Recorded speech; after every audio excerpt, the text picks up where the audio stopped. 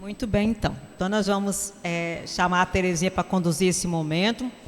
A Terezinha Cravo é graduada em Pedagogia, mestrado em Política de Educação, aposentada pela Prefeitura de Vitória como professora, né? Atua na campanha Paz e Pão contra a Fome, é do Movimento Nacional Fé e Política. Eu conheci Terezinha como secretária de Educação da cidade de Vitória, trabalhou muito bem, democraticamente, nós participamos juntos nos conselhos, nos trabalhos, e é isso que a gente quer, é continuar esse trabalho maravilhoso, né? Então, desejamos para todos uma boa apresentação, uma boa acolhida da campanha, para sairmos daqui mais fortes e unidos para esse trabalho.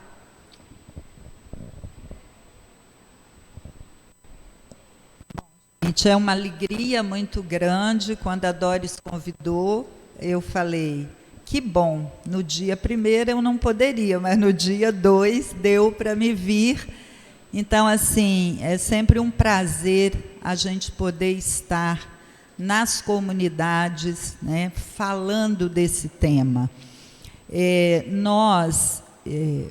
Durante a nossa vida, né, se eu fosse perguntar aqui, todos, com certeza, têm algum momento, né, de sua vida que sentiu uma grande compaixão por alguém e que levou a uma missão, né, e que não parou mais. Eu acho que funciona mais ou menos assim com os cristãos que se deixam tocar pelas realidades que estão aí ao nosso redor e que conseguem perceber a partir da palavra, sobretudo, né, e aí são todas as palavras, tanto do Velho Testamento como do Novo Testamento, a gente tem inúmeras passagens que falam, né, e que marcam essa profecia de Deus em relação aos seus filhos, né? Ele marca nas suas ações sempre uma presença de justiça, né? De amor, de fraternidade entre as pessoas. Então, como cristão, né, a gente vê nessa campanha exatamente uma possibilidade de vivência da Quaresma que nos possibilite dar um passo a mais naquilo que a gente entende que deva ser esses 40 dias, né? De uma reflexão do como estamos e o que ainda precisamos, né? E essa campanha nos chama a isso, né? A essa participação mais efetiva. Mas o que eu pensei, gente? Primeiro, eu vou fazer bem rapidamente, e aí eu peguei um resumo mais sintético que a CNBB nos oferece, porque o que eu fiz era muito maior e a gente trabalha quando temos mais tempo, né? Hoje o tempo está mais reduzido. Mas eu quero começar dizendo que essa, né, é a 40ª campanha. Então, a CNBB, já promoveu 60 campanhas da fraternidade. Isso significa dizer que ela tem uma metodologia já comum no desenvolvimento das campanhas. Nós estamos aqui tratando da campanha Fraternidade e Fome deste ano, mas que foi pensada já com 2, 3 anos de antecedência. E é assim que funciona. Provavelmente eles já estão pensando e preparando o material da campanha de 2024. Mas essa campanha, em particular, ela nos dá uma alegria imensa. Eu digo uma alegria imensa para nós que somos da Arquidiocese de Vitória, porque nós começamos com uma certa antecedência aqui. Essa campanha nasceu enquanto campanha Paz e Pão, Campanha contra a Fome e pela Inclusão Social, em 2019. A CNBB ainda estava, a campanha estava na incubadora, vamos dizer assim, e nós já estávamos trabalhando aqui. Tamanho era o apelo, né, das comunidades mais periféricas e mais pobres, porque a fome foi aumentando, e nós vamos falar um pouquinho disso aqui também.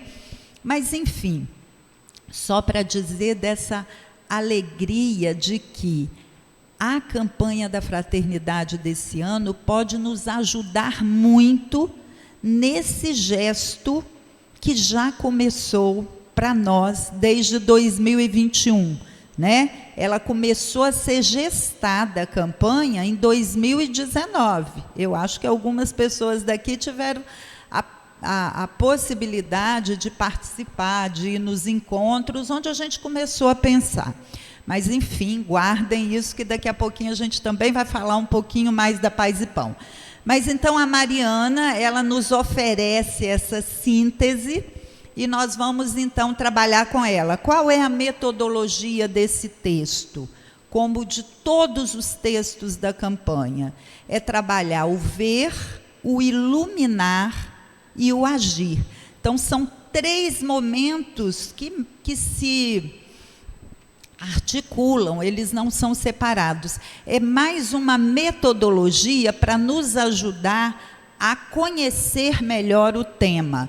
Então, a gente começa, pode passar, controlar um pouquinho meu tempo aqui. Olha, como eu já falei, né, a quaresma é a nossa conversão quaresmal, e ela deve desenvolver-se como realização da vontade de Deus, de modo pessoal, comunitário, eclesial e também social, né? Quais são os objetivos permanentes da campanha? Despertar o espírito comunitário e cristão na busca do bem comum, educar para a vida em fraternidade, renovar a consciência da responsabilidade de todos pela ação evangelizadora em vista de uma sociedade justa e solidária. Pode passar. Temos, então, um objetivo geral dessa campanha, né? Que é sensibilizar a sociedade e a igreja. Veja bem, a sociedade e a igreja. Portanto, a campanha da fraternidade fala para além da igreja, fala em especial para nós, igreja, mas também fala para a sociedade como um todo, para enfrentar o flagelo da fome sofrido por uma multidão de irmãos e irmãs, por meio de compromissos que transformem essa realidade a partir do Evangelho de Jesus Cristo. E aí nós vamos ter 8 ou 9 objetivos específicos para essa campanha. E eles são objetivos que estão relacionados àqueles 3 momentos, do ver, do iluminar e do agir. Compreender a realidade da fome à luz da fé em Jesus Cristo. Desvelar as causas estruturais da fome no Brasil. Isso aí é o ver, né? Tanto o primeiro como o segundo objetivo, e o terceiro também, indicar as contradições de uma economia que mata pela fome. Aprofundar o conhecimento e a compreensão das exigências evangélicas e éticas de superação da miséria e da fome. Acolher o imperativo da palavra de Deus, que nos conduz ao compromisso e à corresponsabilidade fraterna. Pode passar. Investir esforços concretos em iniciativas individuais, comunitárias e sociais que levem à superação da miséria e da fome no Brasil. Estimular iniciativas de agricultura familiar, agroecológica e a produção de alimentos saudáveis.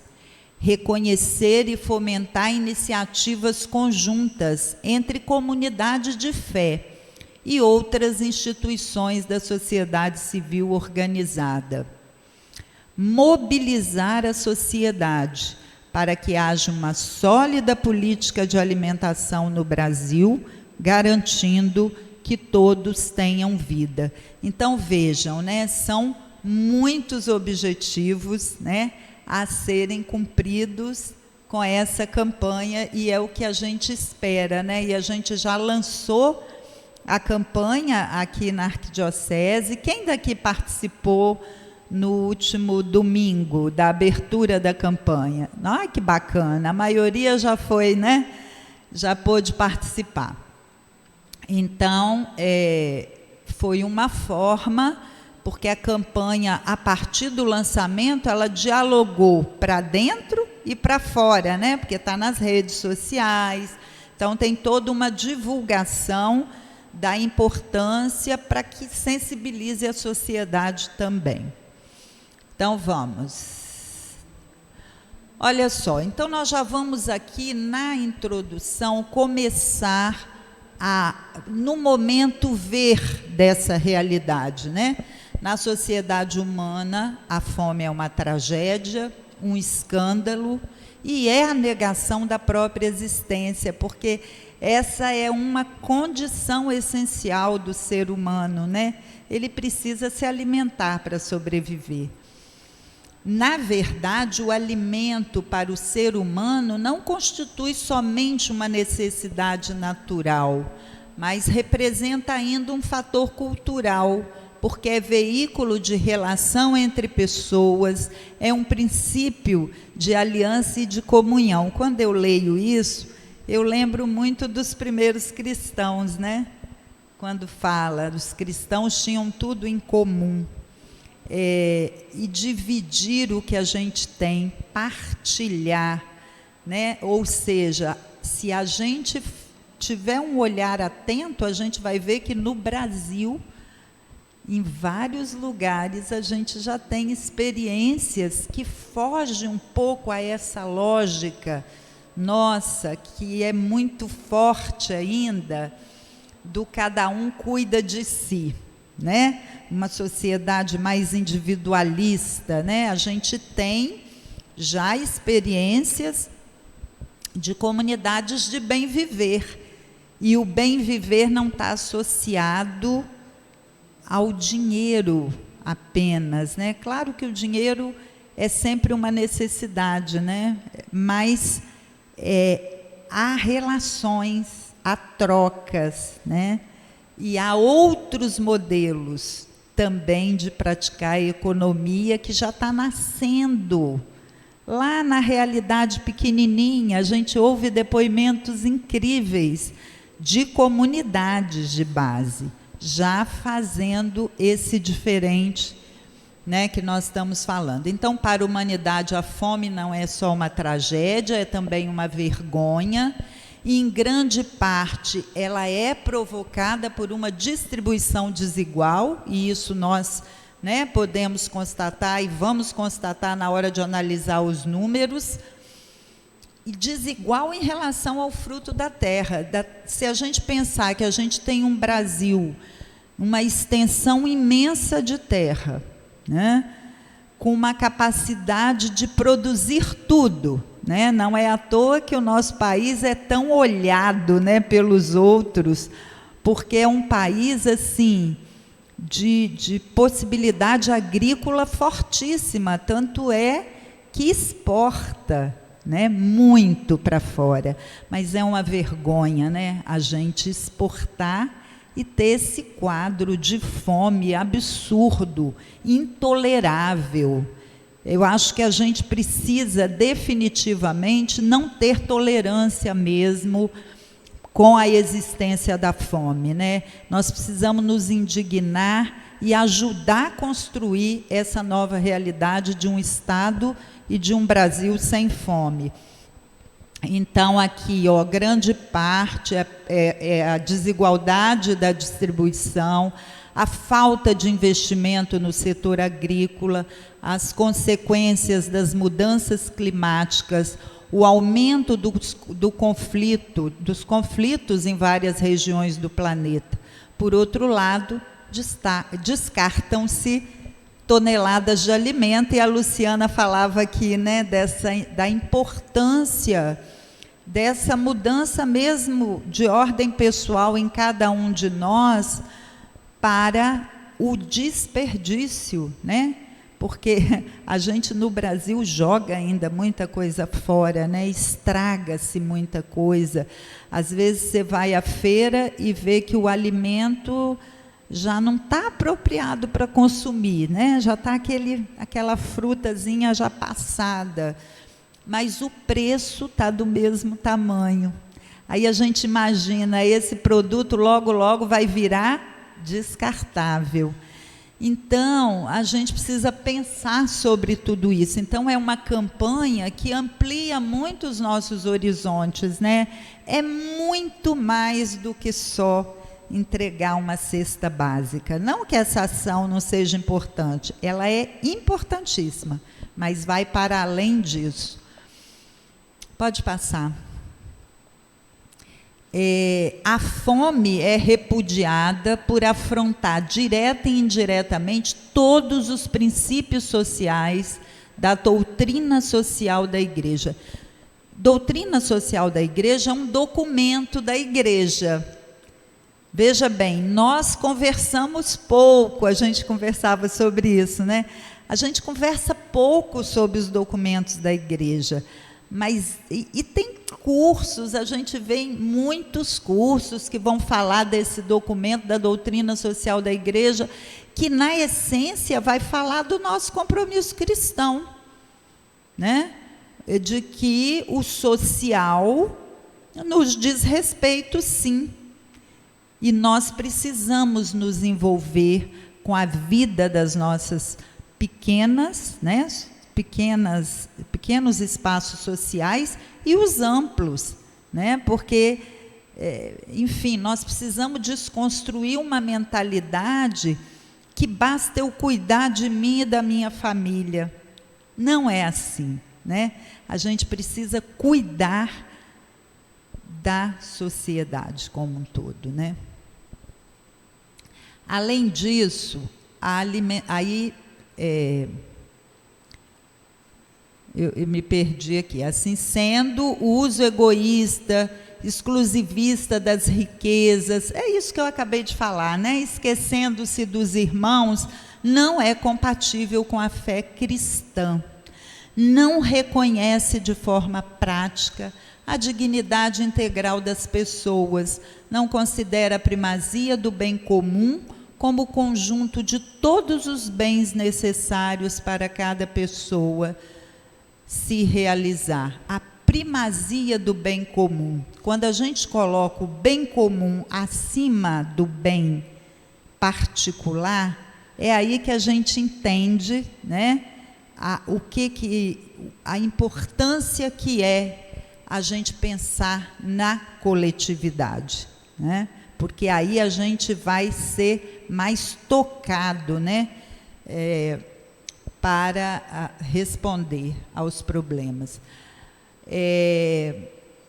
Além, para cada pessoa se realizar humanamente, além de gerar toda uma conjuntura que faz com que as pessoas em situação de fome estejam em menores condições de participar, correndo o risco de reduzir a solidariedade ao assistencialismo.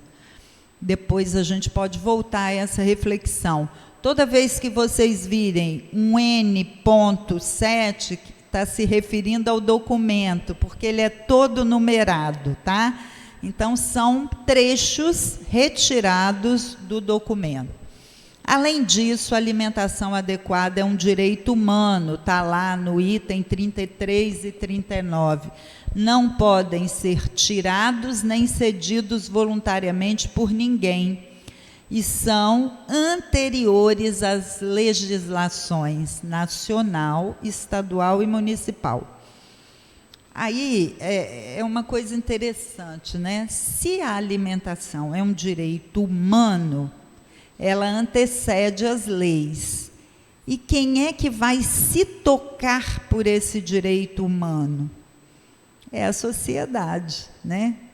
Porque a gente passou por muito tempo, muitos e muitos anos, para conquistar alguns direitos, né, que estão lá na Carta dos Direitos Humanos, que já é muito antigo. Mas por que será que esses direitos não são garantidos? Fica aí para a gente pensar um pouquinho, tá? Por que será que, mesmo estando na lei, existem 33 milhões de pessoas no Brasil passando fome? Tem algo a ser compreendido e entendido, né? Então, seguindo os números. Aqui é muito importante, a gente vai começar a ver, a enxergar essa realidade nos seus números, né? 80% da humanidade vive com 20% dos recursos totais que o mundo tem. 125,2 milhões de brasileiros nunca sabem quando terão a próxima refeição. Em abril de 125,2 corresponde, acho que são 211, está lá, 211,7 milhões de brasileiros. Esse número corresponde mais que à metade da nossa população. Tem alguma insegurança alimentar. Alguma, não está falando que todos são graves. Depois os números vão ser detalhados. Mas em abril de 2022, apenas 41,3% dos domicílios brasileiros tinham seus moradores em segurança alimentar. Logo, quase 60%, né, estão com alguma carência alimentar. 33,58,1% viviam em algum nível de insegurança alimentar, dos quais 15,5% conviviam com a fome. E aí a fome é isso que a gente tenta socorrer com uma cesta básica. A gente tem acompanhado reportagens que a Gazeta tem produzido, né, muito doídas, né, de ver a situação. Outro dia passou uma da mãe que ficou sabendo que estavam vendendo no açougue os ossinhos de era R$5 o quilo, ou seja, tirava as carnes e ficava o osso, né? Em números absolutos, significa que do total de 215,7 milhões de brasileiros e brasileiras, 125,2 convive com alguma insegurança alimentar.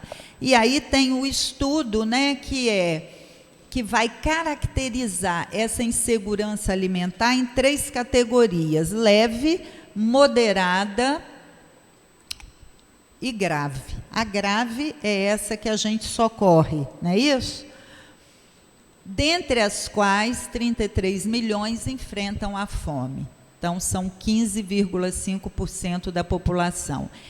Olha só, gente, essa comparação me choca, né? Porque é como se todos os habitantes das 7 maiores cidades do Brasil, São Paulo, Rio, Brasília, Salvador, Fortaleza, Belo Horizonte e Manaus, ou todos os peruanos, porque é um país menor, né, que corresponde a esses nossos estados, passassem fome. Eu acho legal para a gente poder ter a dimensão, porque falar assim, 33 milhões, a gente não consegue dimensionar, mas pensar que são todos esses 7 estados, os maiores, né?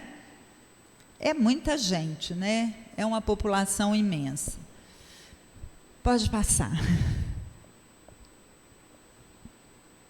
16,2% dos municípios rurais, domicílios rurais, enfrentam a fome no cotidiano. A gente imagina, mas, poxa, quem está na zona rural também tem fome, né? 25,7% das famílias com fome residem na região norte, 21% residem na região nordeste. Passam fome 43% das famílias com renda de até 1/4 do salário mínimo por pessoa. E são atingidas as famílias que têm mulheres como responsáveis ou pessoas que se denominam de cor preta ou parda. Em 14,3% dos domicílios havia apenas um morador ou moradora procurando emprego. E em 8,2% a pessoa responsável estava desempregada. Mesmo o Auxílio Brasil não mitigou a grave situação, uma vez que a fome ainda estava presente em 21,5% dos domicílios das famílias que solicitaram e conseguiram receber o benefício deste programa social.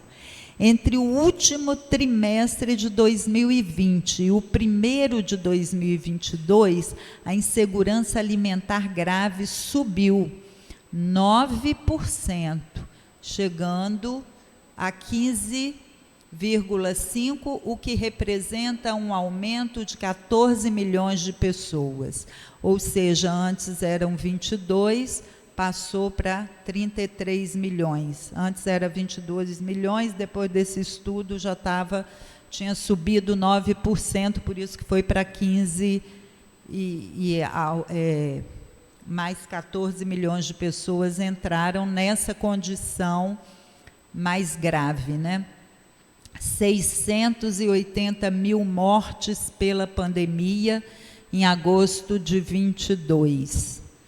Pode prosseguir, que eu acho que ainda tem mais um pouquinho de números, ou que aqui a gente está vendo, vai começar a ver agora as causas, né? Porque a gente tem que enxergar essa realidade e pensar, mas o que causa isso? Porque a gente pode ficar enxugando o gelo, né, gente? O que eu chamo de enxugar gelo? A gente vai doando cesta indefinidamente e a gente não discute as causas, para enfrentar também as causas, certo? Então, estrutura fundiária brasileira. O que a gente falava no início? Que a maioria dos nossos produtos vão para fora.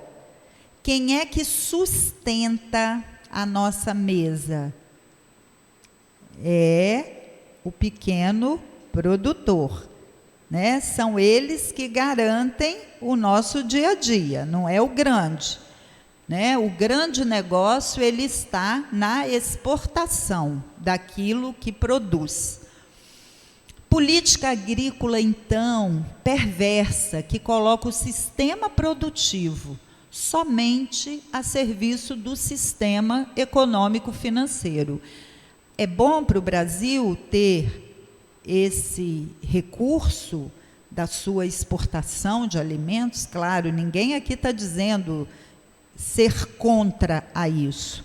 O que a gente quer dizer é que precisa de um equilíbrio, né? Não dá para ser um país que exporta comida de qualidade para o mundo e deixa os seus filhos passando fome. Então, isso nós não podemos mais admitir. E o desemprego, né? Aí o que? No Brasil, em geral, não se produz para comer, produz para lucrar e exportar.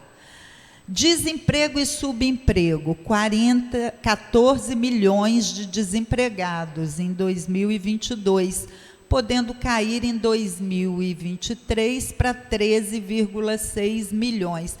Eu tenho observado, não sei se vocês estão observando, abriu uma quantidade de concurso público agora, Banco do Brasil, Petrobras, né? Eu, às vezes, fico até querendo entender, será que é aposentadorias, né, que estão se ampliando, pessoas saindo e eles tendo necessidade, mas coincidentemente, como eu estou lendo esse dado aí, que pode cair um pouquinho, mas ainda assim, né, gente, é muito irrisório, né? É muito pequeno. Então, é preciso pensar numa política de emprego, né, para que esse país possa manter as pessoas, né, trabalhando. A perversidade da política salarial, segurança alimentar das pessoas depende essencialmente do seu poder de compra e não da disponibilidade física dos alimentos, né? É isso que a gente quer dizer. É importante que todo cidadão possa ter a condição de comprar, de se alimentar com seu salário, né? Ter uma dignidade, porque eu acho que isso também não faz bem a ninguém, né? Ter que viver de cesta básica. Aí, já falei lá em cima, comportamentos morais lamentáveis. Eu queria que a gente prestasse muita atenção nisso aqui. A busca egoísta do dinheiro, do poder e da imagem pública, a perda do sentido do serviço à comunidade em benefício exclusivo de pessoas ou de grupos, sem esquecer o importante grau de corrupção sobre as mais diversas formas. Então, esses comportamentos, né, gente, nós precisamos repensar, porque eles não ajudam a gente ter uma sociedade diferente. Eu sei que é uma formação cultural, mas a gente pode, né, ir também estimulando as pessoas, né, a pensarem pelo aspecto da coletividade, né, e sair muitas vezes desse senso comum de julgamento ao pobre, né? Ah, porque é pobre. Não, o pobre também tem suas falhas, tem seus erros, mas eu não acredito, em sã consciência, que uma pessoa não vai pedir podendo ter, né? E se ela assim agir, nós, sociedade, temos que estar atento para não permitir, porque infelizmente está lá no último, as mais diversas formas, graus de corrupção. Ele está em cima, está no meio e está aqui embaixo. Eu acho que quando a gente fala de corrupção, a gente tem que falar de valores, né? E nós cristãos, né? Nós cristãos temos a obrigação do exemplo, né? Nesse quesito, porque eu quero ter a liberdade de, seja ele pobre, classe média ou rico, de questionar e de fazer a denúncia quando assim for necessário. Então, por exemplo, vocês estão acompanhando o noticiário que o governo federal está fazendo uma varredura nos cadastros? Por quê? Porque tem muita corrupção. Tem muita corrupção, exatamente.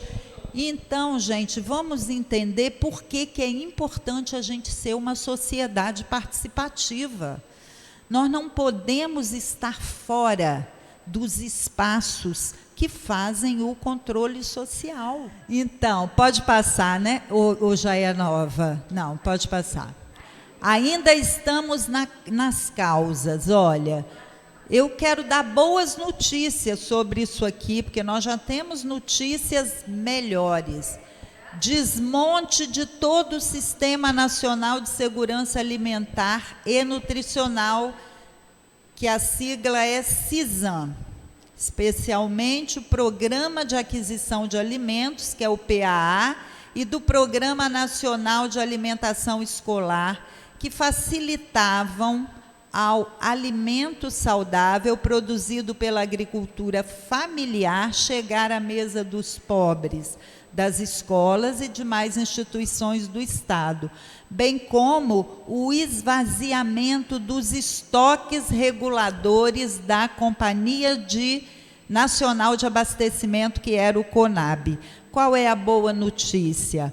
O Conceia Nacional já foi reativado, e é o Conceia que vai cuidar de fazer a retomada de tudo isso. Por que que a gente tem que ter o estoque regulador?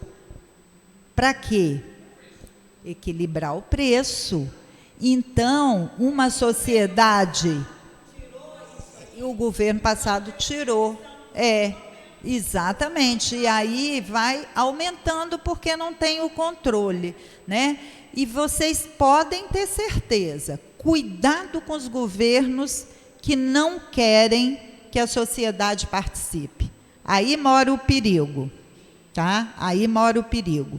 Que se eu não quero que as pessoas vejam e conheçam o que o governo está fazendo, né? Nós estamos retrocedendo aí há anos que nós não queremos voltar, né? Há um passado que foi doído e que nós aprendemos com ele. Então, é importante a gente pensar sobre isso. Pode seguir. Aí, gente, associações, o caderninho trabalha muito bem a fome e a sede, a fome e o crescimento demográfico, né? Dizendo que o crescimento é plenamente compatível com o desenvolvimento integral e solidário, de modo que isso não seja usado como pretexto para escolhas políticas e econômicas pouco conformes à dignidade da pessoa humana.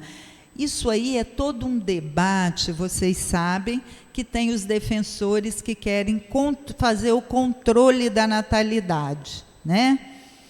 E aí tentam associar a questão da fome, dessa situação que a gente vive, a isso. Eu não vou entrar nesse debate agora, mas eu acho que é importante a gente pensar sobre isso, né? Porque as famílias que têm consciência não saem tendo muito filho, né? Mas a maioria das pessoas mais humildes é onde a gente encontra as maiores famílias. Como trabalhar isso, né? Como educar sem necessariamente impor, porque também a gente, né, o direito à procriação é muito direito também, né, da mulher, do casal. Mas, enfim, é um debate assim, que não é simples, mas que numa sociedade democrática nós devemos fazer, né? Independente de ideias diferentes, isso pode enriquecer muito a sociedade. Fome e moradia, é muito comum a gente ver pessoas morando em barracos e ainda pagando aluguel, né? Os tais aluguéis sociais têm funcionado muito pouco, vocês sabem que existe, né? Gente, então, para a gente poder abrir para o debate rapidinho, a distribuição de renda, a nossa cultura de patrimonialismo, de assistencialismo, de clientelismo. Eu não falei da aparofobia, e eu até trouxe aqui quem é a autora dessa expressão, que eu quero lembrar para vocês, que eu acho que eu não vou... Poxa, eu estava com ela aqui. É uma escritora espanhola. Eu também não, mas eu botei o papelzinho, Mas, enfim, a gente volta a isso depois, né? Vocês sabem, o termo quer dizer aversão, né? Aparafobia, eu quero distância desse problema, né? Eu tenho aversão ao pobre, eu tenho aversão ao morador de rua. Mas eu queria falar o nome da autora e não trouxe. Distribuição de renda, patrimonialismo, implicações ecológicas. Como falar de casa comum se muitos habitantes dessa casa, que são nossos irmãos e irmãs, vivem ou morrem diariamente com fome? Agrotóxicos, né? A cultura do descarte, do desperdício, a fome na relação com a educação. eu que vim da escola pública municipal, eu via a importância daquela alimentação saudável para as crianças que frequentavam a escola, porque ali elas estavam garantidas com a alimentação de qualidade, gente, porque quando a gente vê o que essas mães preparam para os seus filhos, é muito triste. Às vezes é farinha com feijão, às vezes nem o arroz tem, é um negócio assim, é uma alimentação de uma carência. Legumes não tem a prática do legume, não tem, aí a carne nem se fala, né? Mas vocês sabem que num processo de reeducação alimentar, a carne pode não fazer falta para essa população?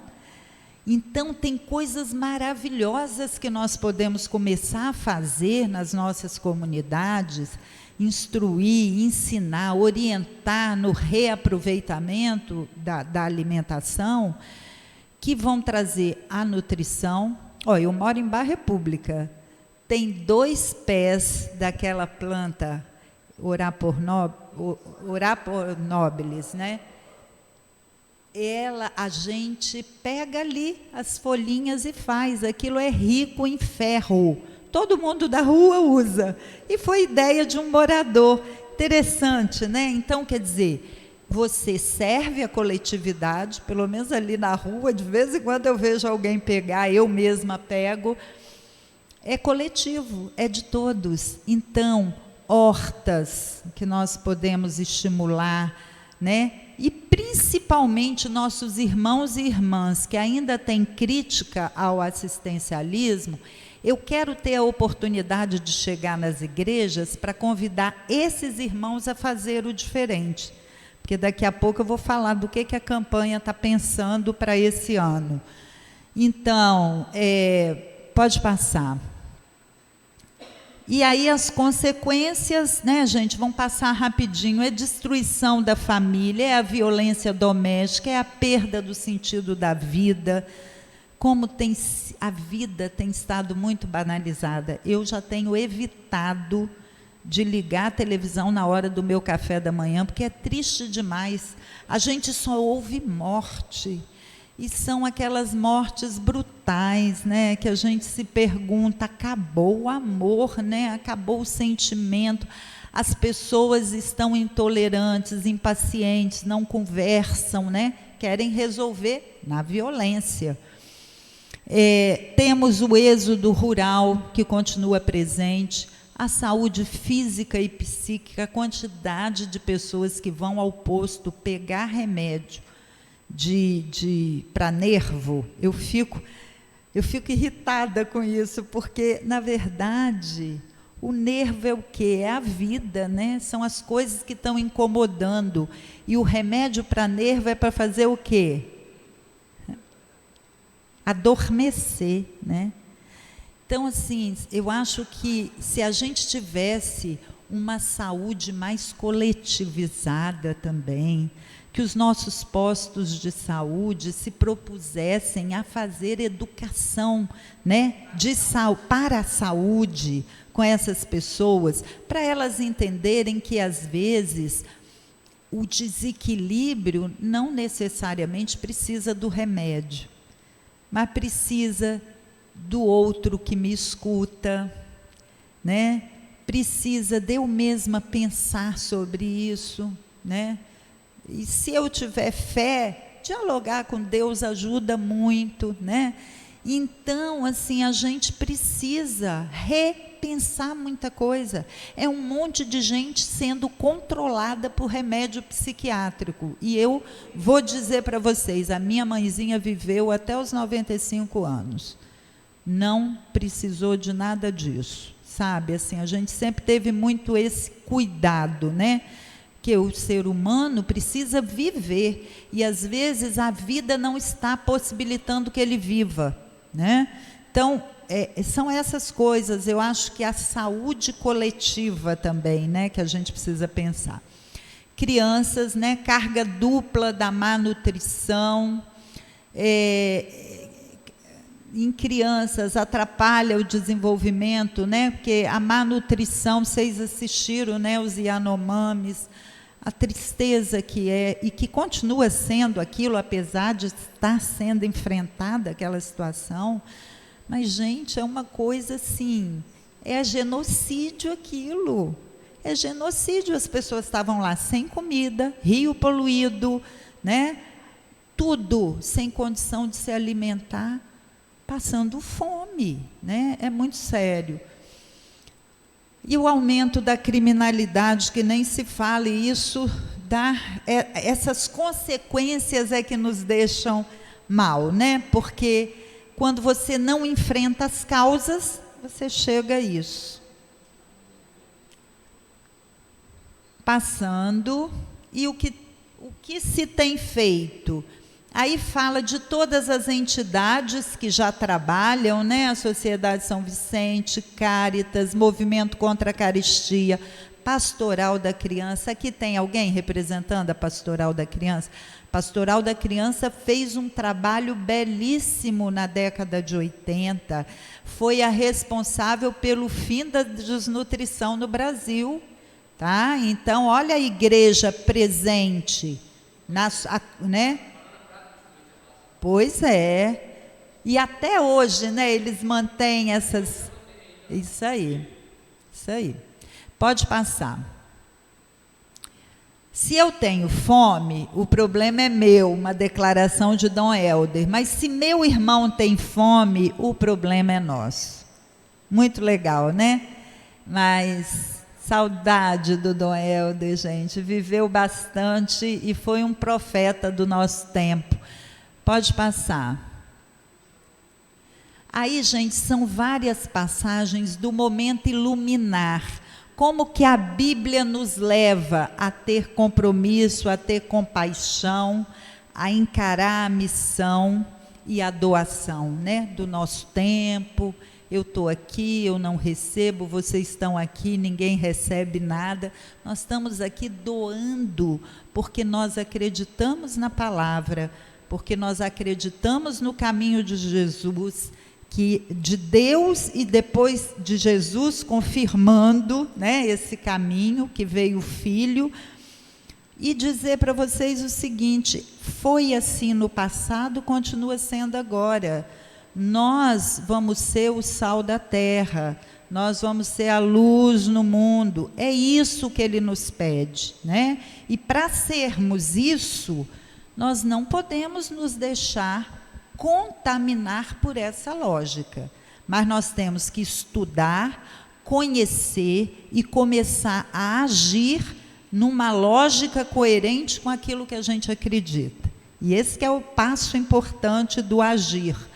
Mas aí vem Mateus, né? É no deserto que se conhece os corações, no deserto rumo à terra prometida, o povo comera do maná dado por Deus, também ele perecia diante de acúmulos egoístas. Então, essa é a nossa história, né? A ganância, o poder, falando mais alto, mas Deus presente no meio do povo, na vida do povo, e sempre fazendo a promessa para esse povo que acreditava e que seguia, né? Aí vem, assim como a liberdade passou a significar a fidelidade ao Deus libertador, a hospitalidade e a partilha do alimento passaram a significar a imitação de Deus. Aí Mateus 13, 14, capítulo 14, de 13 a 21. Pode passar. Assim, Jesus é novo Moisés e novo Eliseu, mas é maior que ambos. Sua palavra é alimento, mas ele se preocupa e também resolve o problema da fome, né? O dai-lhe vós mesmos de comer. Pode passar. Então é isso, né, gente, que é o tema da nossa campanha. A responsabilidade de Jesus contrasta com a indiferença de Caim, lá em Gênesis. E é necessário fazer uma escolha, assim como João associa a Eucaristia ao serviço, Mateus aqui associa a Eucaristia à responsabilidade social. São muitas as referências à Eucaristia, pessoas organizadas, discípulos que distribuem, ofertas que somam 7 elementos. Jesus cria uma nova ordem, uma nova lógica em seu reino. Olha, Jesus cria uma nova lógica, uma nova ordem e uma nova lógica. Isso quer dizer o que para a gente, né?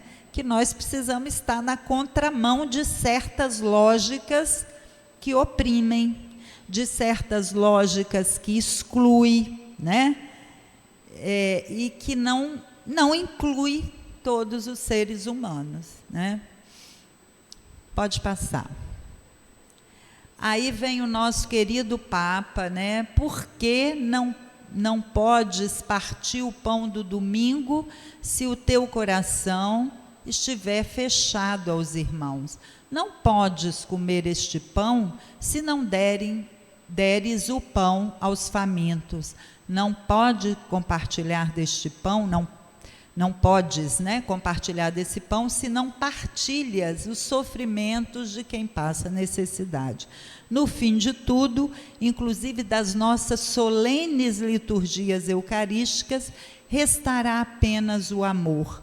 E já, desde agora, as nossas Eucaristias transformam o mundo na medida em que nós mesmos nos deixemos transformar, tornando-nos pão partido para os outros. É muito profundo, né? O que o nosso Papa está aqui também nesse caderninho, que a gente retira esse trecho. E já está bem velhinho, né, gente, o nosso Papa. Pode passar. Aí vem o agir, né? Que eu queria ter um tempinho maior para falar dele. A gente está previsto até que horas aqui? Para eu me... Não, meia-noite, Ave. Na consciência da comunidade de fé, vão ficando cada vez mais claros 2 níveis de ação, necessários e inseparáveis no serviço da fraternidade. A ajuda fraterna ao irmão que sofre e o empenho na construção de estruturas sociais mais justas, que permita a todos os homens viver com dignidade. Ações assistenciais como essa que fazemos é importante na medida em que responda a situações emergenciais, mas não podem ser as únicas de enfrentamento à fome. São necessários políticas públicas, principalmente de Estado, investimentos a partir da responsabilidade social das empresas, mas ainda é preciso que as ações mudem a realidade social, trazendo para o centro a pessoa humana e a sua dignidade, buscando a superação de uma sociedade de famintos. Vê se tem mais alguma coisa do agir. Eu acho que acabou, né? Acabou. Que bom, né, gente? Então, aí eu queria falar que nesse caderninho existem muitas propostas. Vocês podem e devem lê-las, são todas muito importantes, e ele trabalha no plano, as propostas no plano pessoal, no plano comunitário e no plano social e político, né? Então, a gente vai ver o seguinte, não dá, e aí eu quero trazer como uma ação muito concreta nossa, a campanha Paz e Pão, porque ela já faz muitas daquelas ações que estão sugeridas aqui no caderninho. Por que eu falo que a gente, então, precisa fortalecer a campanha Paz e Pão? Porque se a gente quiser alcançar outros estágios, nós vamos ter que nos unir.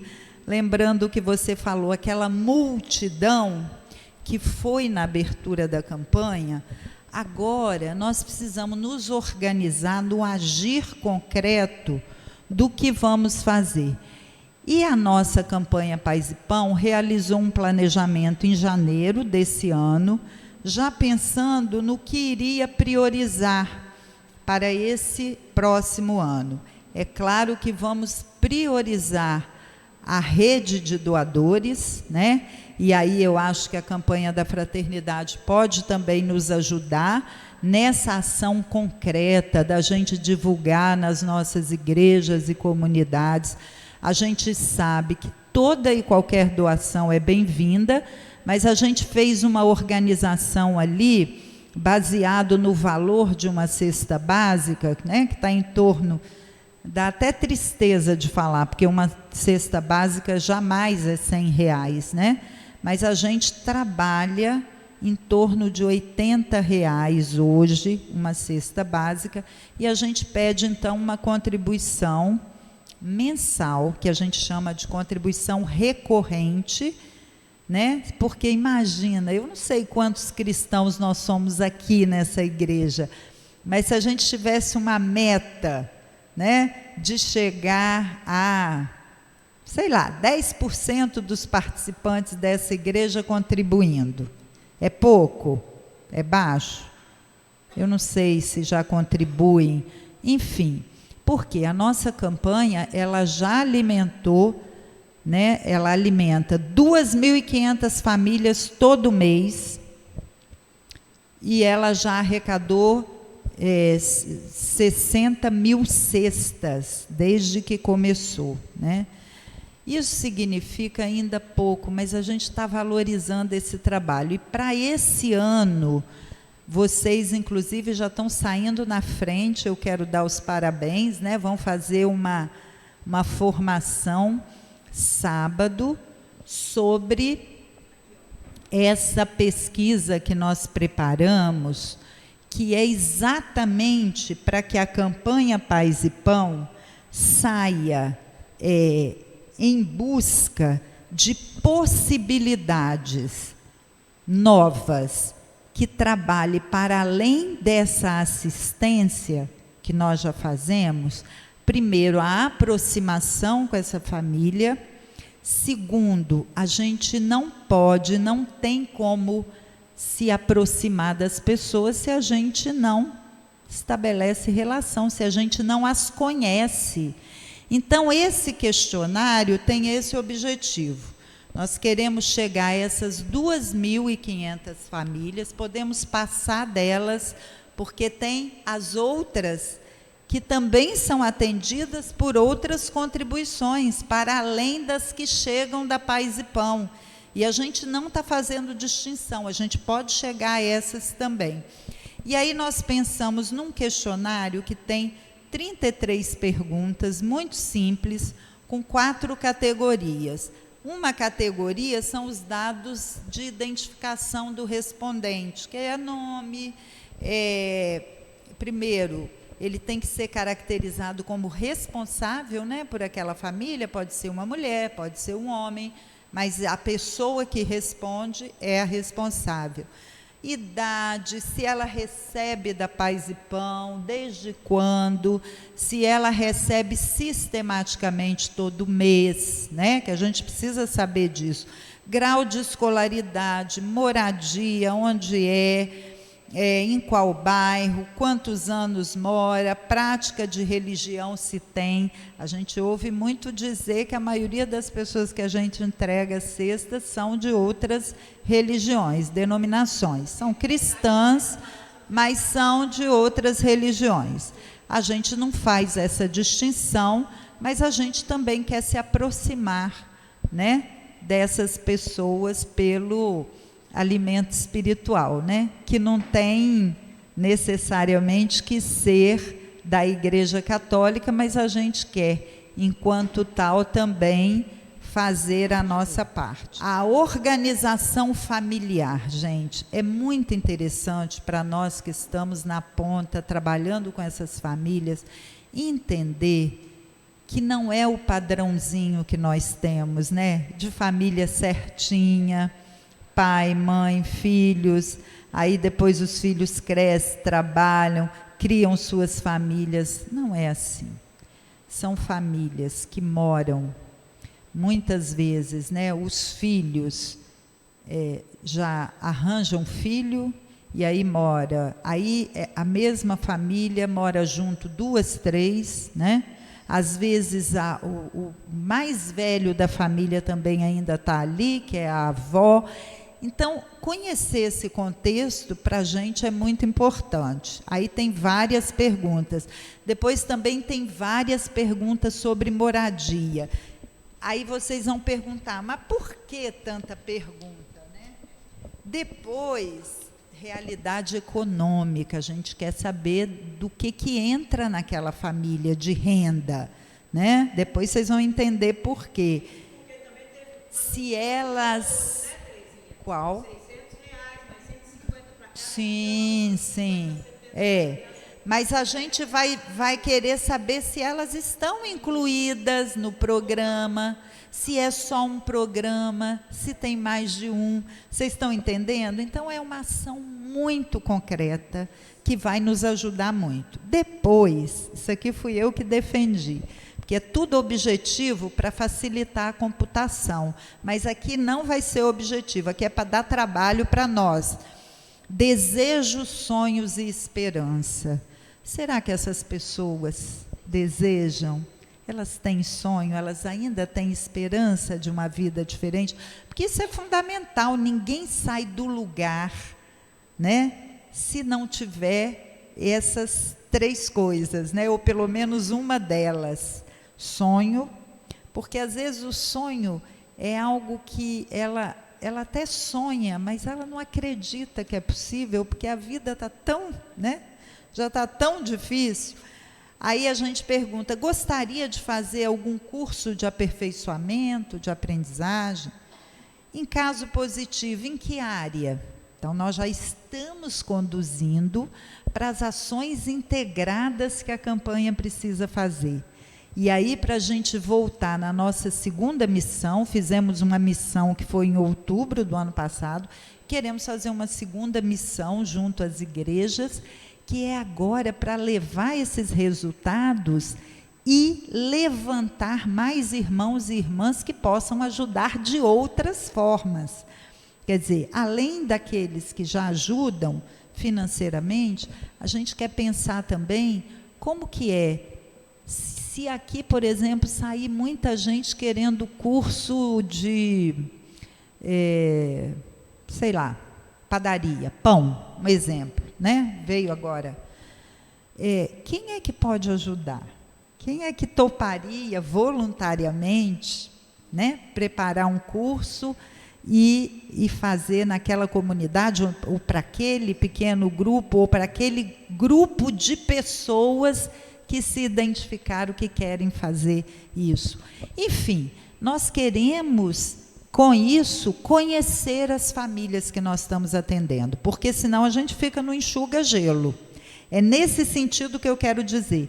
E, a partir daí, o comitê gestor, porque a campanha é organizada numa coordenação de umas 20 pessoas, essa coordenação é dividida em grupos de trabalho e é tudo coletivo e voluntário. Ninguém ganha um tostão para fazer nada, é trabalho cristão, né, de doação. E aí o que a gente faz? Eu, por exemplo, sou do GT Formação, é onde eu quero contribuir mais, que eu acho que a minha área é aquilo que eu posso me doar mais. Mas eu também ajudo na coordenação geral da campanha. E aí nós vamos temos um comitê gestor que é quem cuida de toda a parte do recurso da campanha. Esse planejamento indicou que esse comitê vai começar a estudar possibilidades, né, de recursos, porque hoje o regimento só nos permite comprar cesta. Mas a gente também quer ver se não tem possibilidade da gente modificar um pouquinho esse regimento para que a gente possa tanto fazer captação de recurso, como ampliar a nossa ação, principalmente na área da formação de experiências piloto. Nós estamos muito de olho nas hortas, nós estamos de olho nas cozinhas comunitárias, de algumas experiências que a gente já conhece, muito bacanas. Então, é isso, gente, que eu queria falar como uma ação concreta. Agora, tem muitas outras, né? Mas é como diz, vamos trabalhar com as pernas que temos para a gente não se embolar muito, né? Imagina se esse gesto é assumido por todas as comunidades, as paróquias, daqui a pouco a gente vai ter uma frente muito maior, né? De pessoas envolvidas contribuindo, porque nós vamos formar muitos GTs, né? Gente que quer mexer só com a questão da formação profissional, que quer, na campanha, dar esse tipo de contribuição. Vamos também envolver a universidade. A nossa perspectiva não é ficar no enxuga-gelo, tá? E vocês sabem por quê? Por tudo isso que estudamos, né? Essas causas precisam ser enfrentadas. E outra coisa, nós precisamos ter grupos sociais, aí eu falo das pastorais sociais, que elas podem ser uma ferramenta importante, juntar as várias pastorais, para também, isso que você falou, interferir na vida política. Nós temos que fazer incidência política. Será que o governo realmente, os seus programas estão chegando? Como estão? Tem condição de ampliar? Para que a gente não fique só, a cesta vai diminuindo por nós, mas tem que aumentar pelos órgãos governamentais. Vocês estão entendendo? Para que a gente cuide da cidadania, que é tão importante como o alimento, mas o governo começar a assumir mais. Aí é pressão social. Aí você tem razão. Então, a gente tem que estar organizado em grupos de fé e política, ou fé e cidadania, não importa o nome, mas a gente precisa ter grupos atentos ao que está acontecendo, acompanhando, né, o que vem de proposta e como elas acontecem na prática.